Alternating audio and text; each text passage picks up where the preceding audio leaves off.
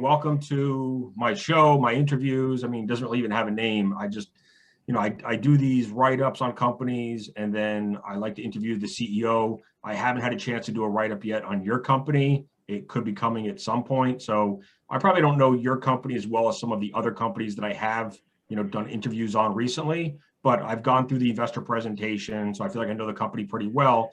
But, just to kind of share with the viewers here, why don't you tell us about, now, is it Op Loan? So there's Ops Loan or Op Loan, right? No, Op Loans. Op Loans. OppFi. Yeah. Are they the same company? Op Loans is the product of OppFi. And Okay. As we've made the decision here to go public via the SPAC, the OppFi brand describes what we're building much better. The history, right? The platform, it's a financial technology platform. It powers banks to provide credit access to what we call the everyday consumer. And it's not a low-income consumer. It is your median U.S. consumer. They have a job, they're making 50 grand a year, they have a bank account, they have not great credit, and they've been locked out of the traditional mainstream credit system. There's 60 million Americans that have no access, and 60% of the country has less than $1,000 of savings. And if you got a bad credit score, you walk into a bank, you want to go fix your car that just broke, you get laughed out of the bank, you go online, you're declined 20 times, and we see through all that. We've got like this unbelievable behind the scenes credit decisioning technology that looks past that traditional credit score. It figures out your ability and your willingness to repay. And then you can unlock access for the consumer. And now through the OppFi brand, you don't just stop at access, right? You make sure the product is structured in a way that should rebuild credit and then graduate you back to the mainstream. And along the way, wrap around what we would consider traditional financial services. And that's what we want to become. We want to become the digital financial services destination for this everyday consumer. And so what are some of those other products? Because I saw credit cards as one of them, right? Yep. So we launched a product recently here called Salary Tap, which is an installment loan that's repaid through payroll deduction, which is a really cool up and coming technology. You used to have to leave the user experience to go agree to do payroll deduction. Now, much like bank verification has been transformed to be a pretty efficient process for consumers, you can do payroll verification, also agree to deduction or allotment. And so through that mechanism, payment's much more highly secure. You can offer an installment loan at a much lower price because the losses are much lower. So that increases your traditional market size opportunity, because now you can go to a little bit of a different customer that can have the ability to repay that loan. So that's Salary Tap. And then the credit card, the OppFi credit card, which launches early second half of this year, that's the perfect graduation product. So for someone that came in, whose only option, whose best available option was a higher cost installment loan, they proved themselves. Now you reward them with a credit card. And that non-prime credit card space, traditionally, there's a lot of low credit line limits, a lot of high fees as a percentage of credit line, not great mobile experience, not great technology to enable customer service experience. So we're taking everything that we built with that Op Loans piece, and we are going to make it work in the OppFi card world. And I think that's a huge opportunity longer term.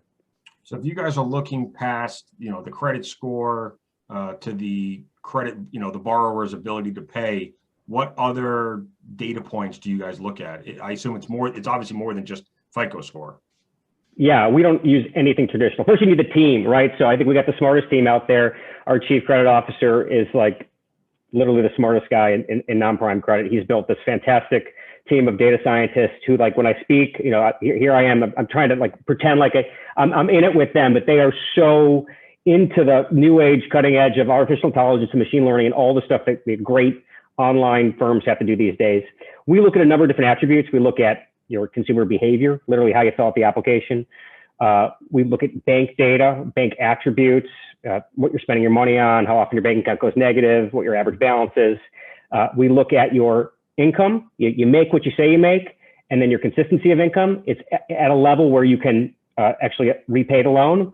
And then there's a whole bunch of other alternative data that we get from non-traditional bureaus that all aggregates into the models that are ultimately updated often and can really tell a person's creditworthiness without looking at that traditional credit score.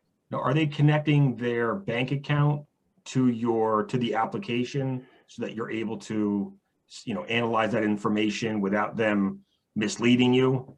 In the vast majority of cases, they're logging into their bank account and they're sending us their transaction data. Now, That process in itself, we use a number of third parties to enable that, Plaid being one of them. Right. But it's a highly frictional part of the process, right? Getting someone to log into their bank account and sending that data. So we do some pretty interesting things from a proprietary perspective behind the scenes to give ourselves the best opportunity of that transaction being successful, bringing that bank account data back and making the customer comfortable. And that is a treasure trove of data that ultimately plugs into the model to get to that ultimate decision. So that new product, the salary tap product with the payroll deduction, how are you guys implementing that for the employee? Is that going through the company or through the payroll companies like ADP? There's a two-channel approach to that. One is direct to the employee. We see tens of thousands of applications a month from employees that could qualify, that wouldn't necessarily qualify for the OppLoans product just because they don't make enough money.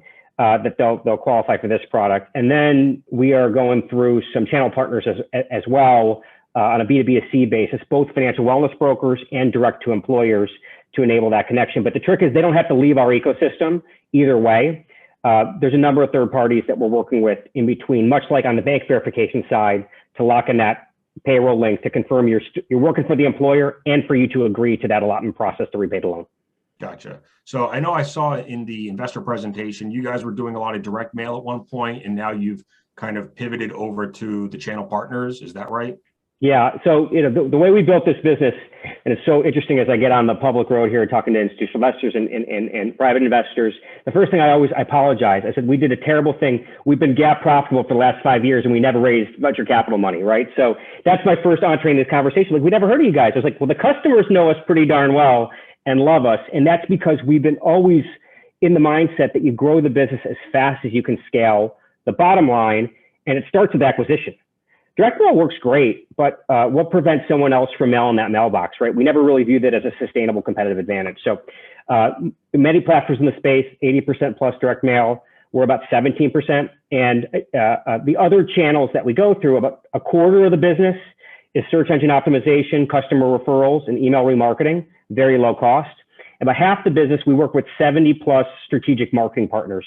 And we have a proprietary API that allows us to link and actually optimize the linkage where they source their leads from to ensure an efficient process on their end for where they're sourcing leads, and on our end, how we convert the business. So that is all driven to this, what we think is best-in-class customer acquisition cost. And it's the start of how you build a very profitable unit economic model. What are some of those channel partners? That's everything from the Credit Karmas and the Lending Trees of the world, okay, to a laundry list of platforms that serve this everyday median consumer, but don't have lending products. We also work with near prime lending platforms, and we get turned down business from them. Now we're going into that near prime space here pretty soon. That's a pretty direct derivative for us, and we'll launch a product that's competitive with some of the near prime people out there. But today we act as a turn down option for them. When that platform says no, we're typically the best option. Now, a product that's gotten pretty popular recently is the buy now, pay later. Are you guys doing anything in that space? Not currently. It makes a lot of sense for us to look at point of sale in general, right? If you think about why a customer typically uses the products on our platform today, car repair, unexpected medical, something for your family, home repair.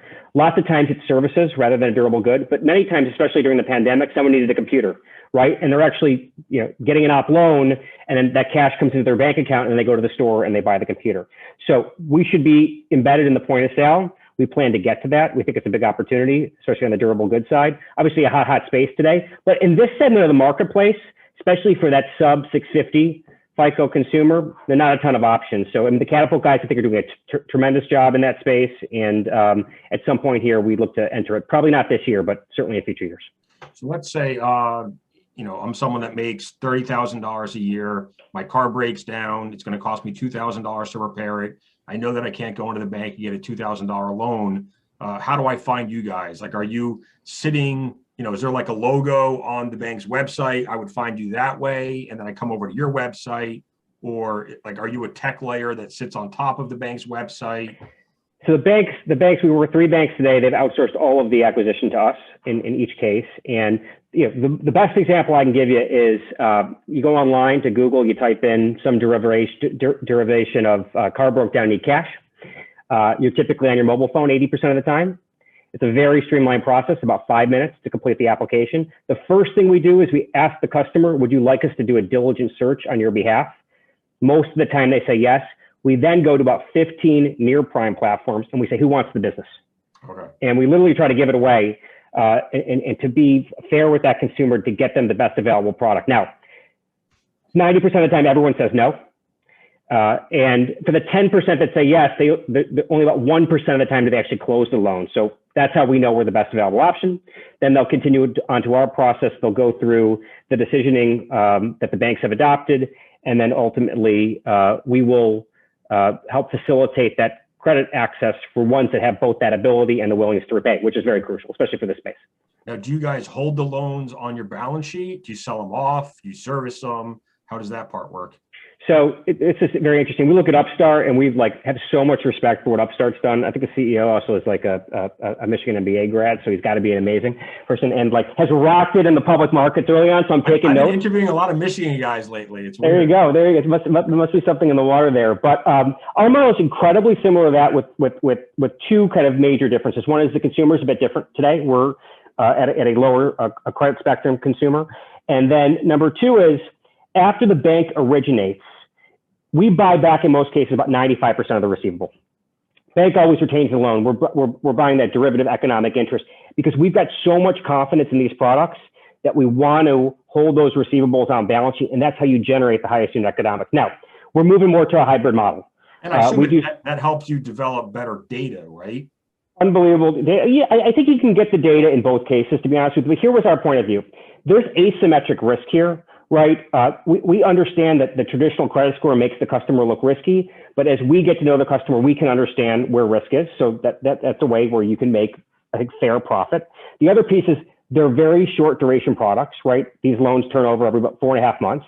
And when you hold the receivable, you always can make the most money if you manage that credit risk. The other thing that people don't really recognize about this space is the consumer is unbelievably resilient in dislocations. So if you look at the dot-com bust, the Great Recession, Hurricane Katrina, the non-prime customer has always performed much better than prime and near prime. And here we are in COVID, not much different. So when you look at all that, we've been comfortable holding that majority of the risk to date. We have done some forward flow business. I think as we move to the public markets, it behooves us to look at hybrid structures. Everyone's always asking us to buy the loans, right? I mean, they yield very well in the prop. Yeah, I mean, with interest rates and yields as low as they are, I mean, there's a lot of institutional money that would love to get their hands on these loans, probably. That's right. So we're looking at where the right inflection point is and maximizing cash flow, which is really great because that allows you to fund our vision, all these new products we're going to answer, and then also show the markets we've got the muscle, right, to flex it whatever way we want to, depending on the ecosystem. So talking about muscle, I'm not really sure that's the best segue, but so if I'm looking at slide 5 in the investor presentation, it talks about the transaction overview, which is basically the deal terms for the SPAC, enterprise value around $1 billion, right? That's right. And then I scroll down to slide 15, where it talks about revenues, EBITDA, and net income. Shockingly, you guys are actually a SPAC that has positive EBITDA and positive net income. And, you just do some rough math and you divide $1 billion, enterprise value by, let's take 2021 estimated net income of 66, and you guys are trading at, let me just get the number. So 15 times net income, something like that, right? Yeah, it's a little less actually. Yeah, it's. I think the PE multiple is like 12 times So why so cheap? It's a couple of different reasons. First of all, we cut the deal early on, and I give the family a ton of credit behind the business. We shook hands on a deal with FG, with Joe Moglia, and then the market went berserk, and you have all these great fintech stories coming to the marketplace. And we said, listen, we don't need first dollar today. We're in this thing for the long run. We're going to build a great business. Let's get out. It's a moment of time and go build all this. I think the story, right, is not fully understood by the market yet. I think, listen, right, we are probably the most profitable, fastest growing SPAC target out there. We know we're one of, I think, 7 targets that have been profitable over the last 6 months or so. So that puts us in a very unusual bucket. And we did do a PIPE. The company didn't need primary capital to do a PIPE, right? So we're in this position of strength, and then you've got like all this supply in the marketplace. I think people are a bit overwhelmed by all the supply. They're trying to figure out who the real targets are, or for the other ones. I mean, we're not, the deal was not priced on 2026, right? The deal was priced on 2021, 2022. So like, we're in your camp. We think if we put our heads down and we execute, we're gonna have a great equity story here in the public markets, much like we did on the capital side growing the business, right? The whole thing was built from cash flow from operations and debt capital. Our cost of capital has precipitously decreased over time because we put our heads down and hit every number we ever gave a debt capital provider. We got to do the same thing in the equity capital markets. I mean, it's funny because you can, I mean, I know it's hard to compare, you know, you guys are still a small company to a large commercial bank, but, you know, those banks in some cases are trading at 15, 20 times earnings, and they have no growth. Yeah. And you guys are going to show 50% growth over the next few years, and you're trading at 15 times earnings. It just seems like a really, really interesting valuation for an investor. Yeah, I think it is. And we want people in now for the ride, right? Because we got a lot of good things to do in the future. So where's a lot of the growth going to come from? I mean, is it just new customers, new products? It's both. I mean, there's a lot of pent up demand in the product. I mean, if you see, you know, pre-COVID, there was so much demand for this product, right? You have so many people who are locked out and need cash because they have no savings to fund everyday emergency expenses. That's just the reality, right? COVID was an interesting period because during COVID, you saw no one was driving their car. You can't break your car if you're not driving it. No one was going to the doctor unless you thought you had COVID, so you're not incurring unexpected medical. No one's going on vacation, so they're not spending discretionary income. All these factors, which I think has reduced borrowing demand across the board, right, in tandem with best credit you ever saw, right? I mean, people aren't spending money, they're saving, they had some stimulus. They were doing the prudent thing, which is paying down higher cost debt. All those dynamics were at play. But the root cause of that, why isn't there savings? Because wages have been relatively flat, and the cost of living have been going up, right? Childcare, healthcare, education, housing, all going up. So none of those dynamics have changed. You've got a huge swath of the population that needs access to credit, needs the ability to get access so they can rebuild their financial health. And as we come out of this, I mean, we just had stimulus here in March. As we come out of this, I think the economy is unwinding. Hopefully we can avoid another COVID strain from gaining traction here. But I think all that comes through, and we will see growth return to what were normalized levels prior to COVID. So that's one of the drivers. The other drivers are the new products, right? We're very bullish on salary tap. We're very bullish on the credit cards. We're relatively conservative in the projections on those products. And then beyond that, like, we're trying to build this platform, right? So wrapping around mobile banking, installing point of sale, aspirationally, if you can really rebuild someone's credit score and get them their first mortgage, how cool would that be? There is so much embedded growth. And what we do best is acquire this consumer. So once you get the consumer and you help them at their point of need, they love you. I always tell people, ignore everything I say. Do not believe a word. Go online, go to Google, go to LendingTree, go to the Better Business Bureau, read what the customers say. Because they tell the story better than I ever could. Yeah, so NPS scores is typically a good indicator of how happy the customer is. And I believe you guys are in the 80s, correct? 83 or 84? 84, yeah. 84. That's really high. I mean, I think Apple might be in the 70s, or Amazon might be in the 70s. So 84 is really high. Let's talk about how we do that, right? I think first of all, just the transaction itself, you can imagine, you got to fix your car to go to work tomorrow. You literally got laughed out of your bank and then were declined 20 times. When someone says yes, you're grateful, you're loyal. So that's number one. Number two, we actually have the phone number on the website. So the technology is so good, you know, we decision in real time 75% of the time. But there are many people that will go online, they'll see the customer sat ranking, they'll be like, okay, I'm going to call this company, and they will call us. And we can still pick up the phone and have a conversation. And the number one question we get is, are you a real business? And we say, are we a real business? Let me tell you about OppFi and what we're building here in Chicago. So that whole part, and the fact that internally, I mean, we are maniacal about providing the best customer service possible. So that all boils down to that terrific NPS score, which is incredibly important. So it's funny, when I do my write-ups, I always put, you know, the company website, number of employees, CEO, headquarters, and then I put in email and phone number, and it's shockingly how hard it is to sometimes find a phone number for a company. You have to like dig around on Google for 10 minutes. And you got to do business the way the customer demands. So, more and more people want to go straight through. We have that capability, but you don't want to ignore that base that just wants to, they need to trust you. It's an important transaction for them. So I think we've carved out a bit of an edge by at least enabling that part of the business. So other lending products, I mean, car loans, mortgages, are those businesses that you guys might get into at some point, since you're going to have the customers and you're going to have, information on them and data points to determine whether or not they're actually worthy of getting a car loan or a mortgage? For sure. And you could think about like the data set we have today. I mean, we've done, I think, over 10 million applications, over 1.5 million loans that we've facilitated.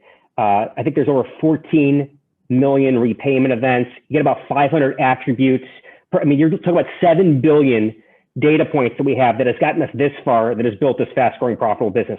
We want to extend that across the OppFi platform. We want to be smart about it, right? You don't want to do 50 things at once. That's a good way to distract the team. But at the same time, we've really hit the accelerator this year with these 2 new products. And behind that, we would expect a number more as well. So I think you guys do actually break out the lifetime customer value, right? We do, yeah. What's that number? I wanted $1,500. Yeah, it's about $500, a little over $500. Yeah, for customers typically with us 11 months today. This is where the OppFi card is really exciting as well. And I actually think like the financial metrics are amazing. We should also be judged on our social impact metrics, right? ESG is critical, and can we prove that we can rebuild your financial health? I think it's going to be a major data point of our earnings calls going forward, right? How many customers were we able to get better products up front? How many were we able to graduate back to the near prime? But yeah, today it's $500, but as you could add those mainstream products and wrap around some of the other products we're talking about, like mobile banking, then you can have that customer a lot longer. So we think we're just at the beginning of that lifetime value journey. And it's still a pretty nice number today to be able to generate a profitable business, but we can extend it over time for sure. Okay, so I'm on slide 24, it talks about, so it says illustrative lifetime value of the customer, revenue realized 1,600. Is that, that's once you have these new products on board? That would be higher once you have the products on board, right? So that today is describing, the historical business. A customer for 11 months generates about $1,700, and at the end of the day, it produces about $500 of profit for us. Okay. So now I'm on the net promoter score slide. So you guys are at 84. My apologies. Apple's actually 57. I just took kind of a wild guess and said they were in the 70s. And then it says the average banking company is 36, which doesn't surprise me. I mean, when you hear about banks, it's just one bad story after another. I mean, nowadays it's these, the banks that lent this hedge fund billions of dollars, and they lose a couple, $2, $3, $4 billion over a hedge fund blowing up. And, guess who pays for that? The customer, because now your fees are going up. So, and I think, was it last year or the year before, I saw a number that the banking industry collected something like $40 billion a year in overdraft fees. Yeah. Which is just outrageous, because those are the people that can't afford to pay the fees in the first place. Right. And I give the banks a lot of credit on our platform for this. So the banks, as we've worked with them on kind of making the product best in class, right? First, go to the market, see if there's a better option available. If everyone fails you, how do you structure your product to rebuild credit? Well, you make sure all loans are amortizing. You eliminate all fees. So there's no prepayment. There's no origination. There's no late fees. There's no NSF fees.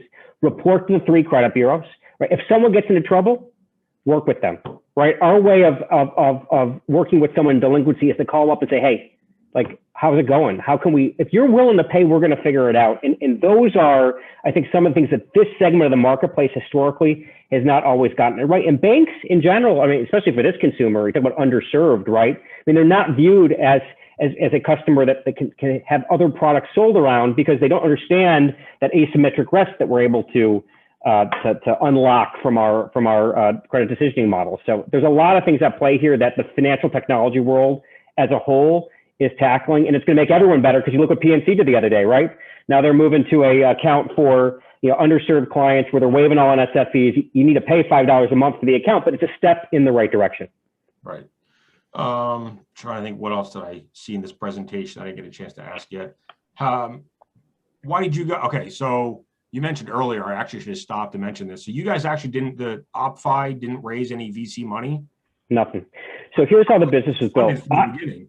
Yeah, so the family behind this, the Schwartz family in Chicago, Ted Schwartz, like legend, family patriarch, built a company called APAC Customer Services, traditional call center business, took it public in the mid-90s, sold it to JP Morgan's private equity group in 2011. It was known for best-in-class customer service. And his son, Todd Schwartz, founded this business when he saw, after the Great Recession, a dislocation from the everyday consumer as it related to credit access.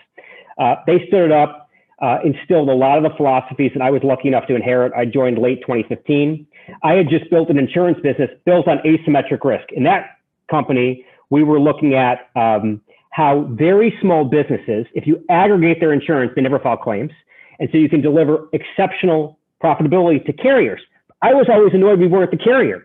So I was a broker, right? So now here at this business, you're like, okay, we got the full dollar play. We could pull some of the same levers that we played at the insurance technology business, wrap it around what the family has instilled. And we agreed as a unit, as a board, more like a Warren Buffett mentality of building businesses. We want to grow it as fast as we can, but we don't want to screw up the credit or the customer service, and we must make GAAP net income. Now, I thought we were genius until I got to the other side, and everyone's like, what do you mean, like, you haven't raised any venture capital and you're profitable? So what do you mean you're still profitable? Yeah. No, I mean, that's one of the risks with all these SPACs is when you start to really dig them apart and look at the dilution. And a lot of them are making these wild financial projections 3, 4, 5, 10 years into the future where, they may not generate revenues for 3 or 4 years, never mind profits. And there's a lot that can go wrong over the next 4 or 5 years where, they don't even come close to hitting those numbers. Whereas you guys have a pretty significant track record. And the fact that you're already profitable, trading at what's going to be about 15 times earnings just seems crazy. The market just isn't really appreciating it. When did you guys announce the SPAC deal? We announced the deal February 10th, I believe, is when we announced the deal. Yeah. So maybe 3 months from now, 2 to 3 months? I think probably a little less. I mean, we just filed the proxy about 2 weeks ago. So we're in the SEC process, and SEC's got a lot on their plate right now. So we'll work through that process and set the meeting date. I think we're looking at early June, I hope. And your point on the SPAC world, I will say from a target's perspective, we were looking at a traditional path. And then we started getting, a lot of inbound from SPACs. One of the reasons why we were so excited about FG America and Joe Moglia, right? I mean, what a better person to team up with. Storied leadership history, both in business and in sports, right? Instant credibility allows us to amplify our voice and talk to the world about, hey, here's what we're building for this customer, why we're the right way. I mean, when you came from a business background where we didn't raise any equity, that was really important to us. Right. And to be able to partner with someone of his ilk and the whole team, right? Larry and Kyle and the whole team, they're amazing. And we view them as long-term partners. And Joe's locked up for 2 years as part of this. He's not disappearing tomorrow. So we got a partner for a while here, at least. For people that aren't familiar, Joe Moglia helped build TD Ameritrade. Yeah, that's right. Yeah. And he turned around the Coastal Carolina football program, right? So I didn't know that. I didn't know he was involved with sports also. Is that what he did after TD Ameritrade?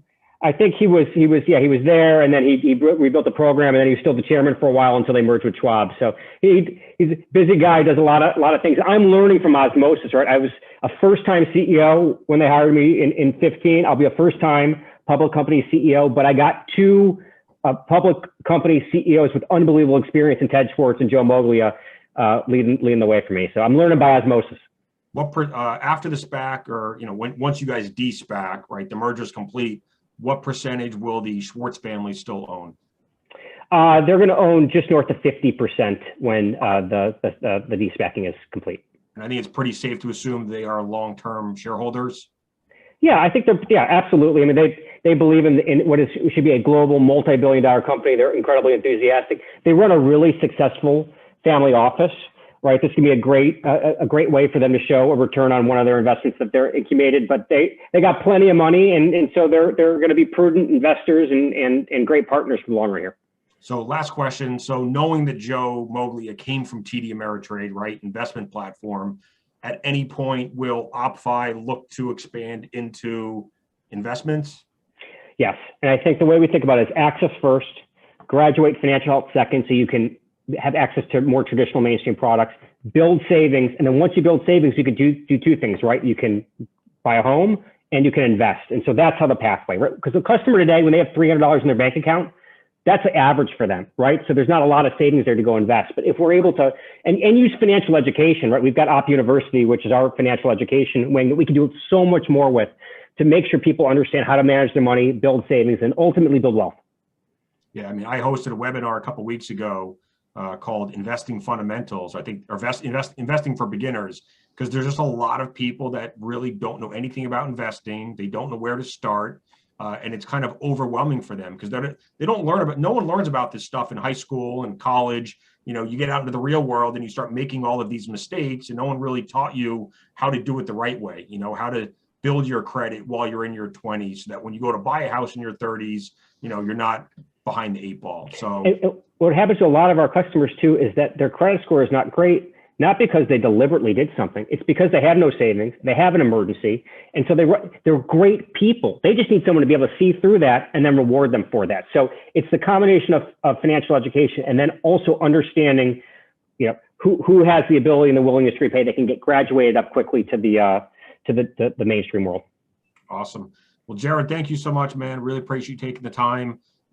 Go Blue. Yes, big game tonight. Go Blue. Jonah, thanks for having us on. I appreciate it. You need anything, let me know, all right? And congrats. I read the Hustle article today. Oh, my goodness. Oh, thank you. That's awesome. Great story. Thanks, man. Talk to you soon. Bye. Bye.